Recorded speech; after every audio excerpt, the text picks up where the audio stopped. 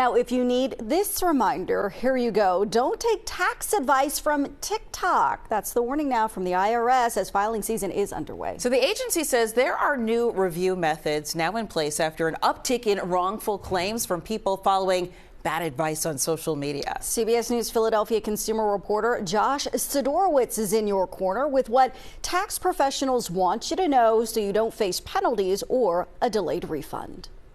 Follow me for more tips like this. Scroll through social media and you will find all kinds of tips to file your taxes. Some most people don't know this tax secret. Claim tapping into obscure credits can even net you bigger refunds. From writing off your car or even your pet to hiring your own kids. But tax professionals caution following some of it could lead to fines and delays getting any refund you're actually owed. There's just enough truth to be dangerous.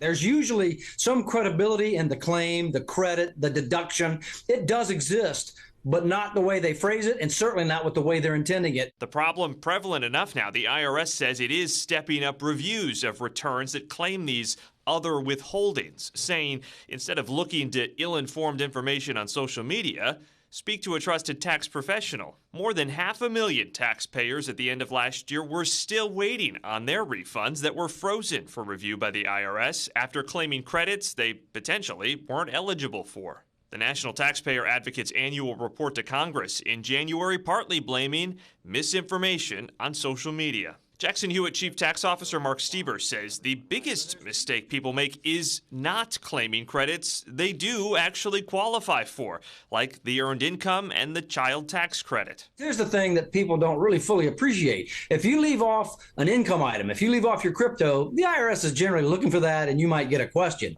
But if you leave off the earned income credit, which about 1 out of 5 do every year, or you leave off a deduction related to your self-employment, the IRS doesn't say, oh, wait a minute, they don't add back deductions. They don't add back credits. You don't get a bigger refund from the IRS. You leave it off, it stays off. And a lot of people are leaving a lot of money on the table. The IRS said in just 1 year, eligible taxpayers left more than $7 billion unclaimed, and that was just for the earned income tax credit. This year's filing deadline is April 15th. I'm Josh Sidorowitz, CBS News, Philadelphia.